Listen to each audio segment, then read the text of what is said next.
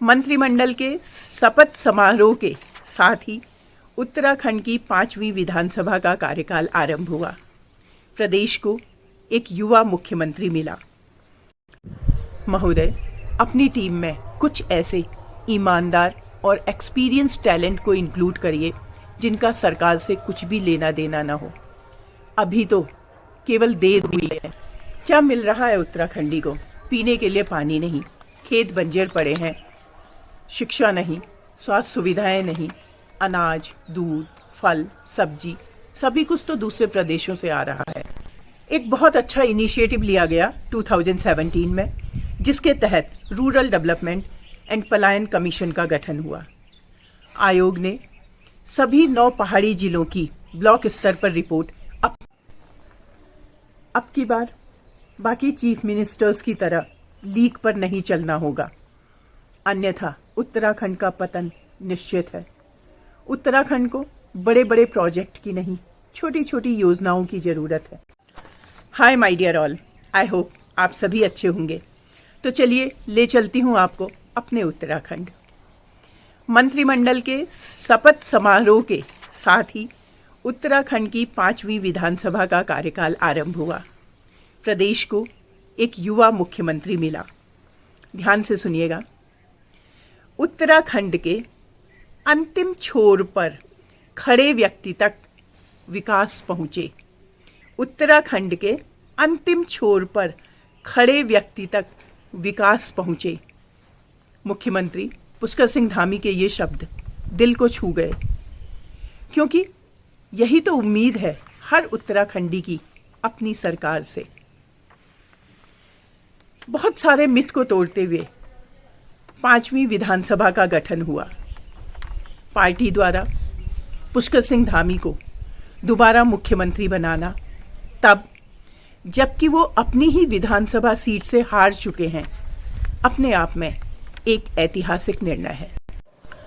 1,14,00,000 उत्तराखंडियों की अपेक्षाओं पर खरा उतरना चुनौती भरा काम है, लेकिन पिछले 8 महीने का छोटा सा कार्यकाल युवा नेता के लिए हर तरह से कारगर साबित हो सकता है, क्योंकि उसे ये जानकारी मिल चुकी है कि किस तरह से शासन और अधिकारियों की मदद से योजनाओं को जनता तक पहुंचाया जा सकता है।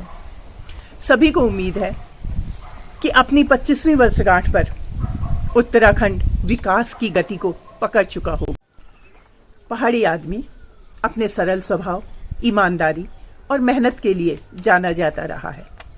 वो पिछले 21 सालों से टकटकी लगाए देख रहा है कि शायद इस बार कुछ अच्छा होगा, लेकिन जितनी भी सरकारें बनी, जितने भी मुख्यमंत्री आए, उनकी आंखों के सामने सब कुछ होता रहा।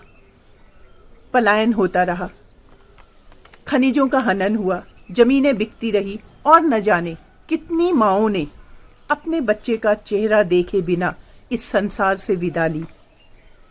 प्रदीप मेहरा, जिसका वीडियो आजकल वायरल हो रहा है, उसी सोच, उसी सपने को जीने के लिए न जाने कितने बच्चे उत्तराखंड की सड़कों पर रोज दौड़ते हुए दिखते हैं।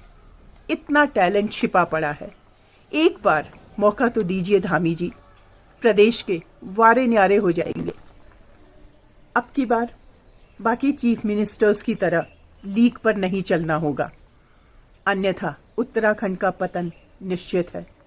उत्तराखंड को बड़े बड़े प्रोजेक्ट की नहीं, छोटी छोटी योजनाओं की ज़रूरत है। बड़े प्रोजेक्ट के नाम पर उत्तराखंड कर्ज में डूबता जा रहा है। क्या सरकार के पास इसका एक्सप्लेनेशन है कि यह किस तरह का इकोनॉमिक मॉडल है?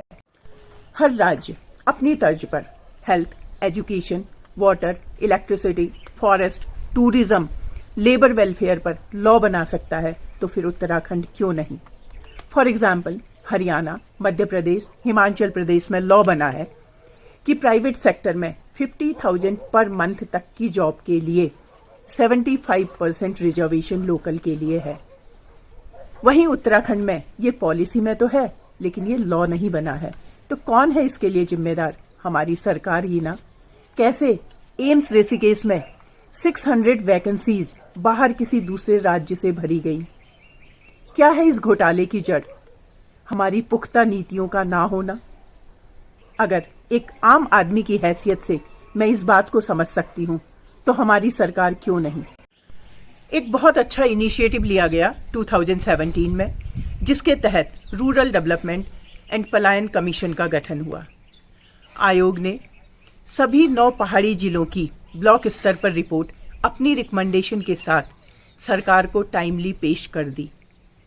2017 में आयोग का गठन हुआ, 2019 में रिपोर्ट पेश कर दी गई। जब सभी पहाड़ी क्षेत्रों की मैपिंग हो चुकी है, डेटा अवेलेबल है, प्रॉब्लम्स पता है, सॉल्यूशंस दिए जा चुके हैं, तो फिर इम्प्लीमेंटेशन पर आकर बात क्यों रुक जाती है? Again this is a big question mark. बहुत ऐसे एग्जाम्पल हैं जहां पॉलिसीज़ तो बनी हैं लेकिन अप्रूवल नहीं मिला है।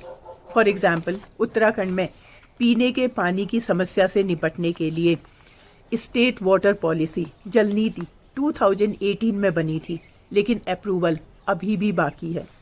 क्या आपको पता है, रूरल डेवलपमेंट एंड पलायन कमीशन एक कॉन्स्टिट्यूशनल बॉडी नहीं है, इवन कैबिनेट से भी पास नहीं है।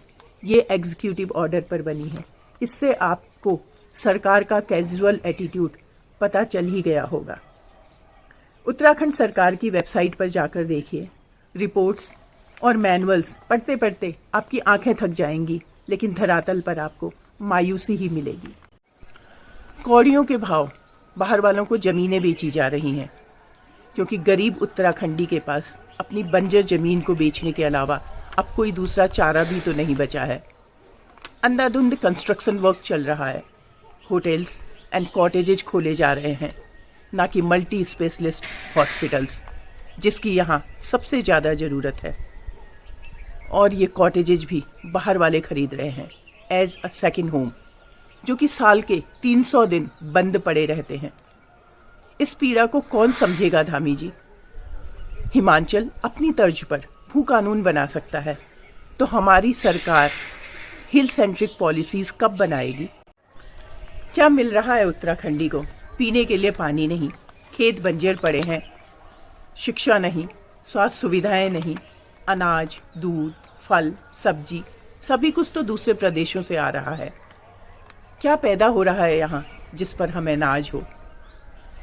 कुछ किसान अगर थोड़ा बहुत कुछ पैदा कर भी रहे हैं तो उनके पास मार्केट नहीं है, और ना ही उन्हें मार्केटिंग की समझ है।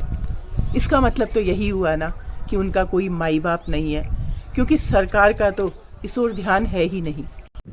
महोदय, अपनी टीम में कुछ ऐसे ईमानदार और एक्सपीरियंस टैलेंट को इंक्लूड करिए जिनका सरकार से कुछ भी लेना देना ना हो। अभी तो केवल देर हुई है, नहीं तो अंधेर हो जाएगी। सभी विभागों को, मंत्रियों को सौंपिए, और धामी जी आप निकलिए उत्तराखंड के दौरे पर। फिर देखिए कैसे भाग भाग कर अधिकारीगण और मंत्रिमंडल काम करेगा। आपसे बहुत उम्मीद है, निराश मत करिएगा। वीडियो को यहीं पर कंक्लूड करती हूँ। प्लीज़ वीडियो अच्छी लगे तो लाइक करिए, शेयर करिए। अगर आप चैनल पर नए हैं तो चैनल को सब्सक्राइब करिए। फिर मिलते हैं एक नई सोच के साथ आपके अपने ही YouTube channel Manjusha and influencer में। जय देवभूमि, जय भारत।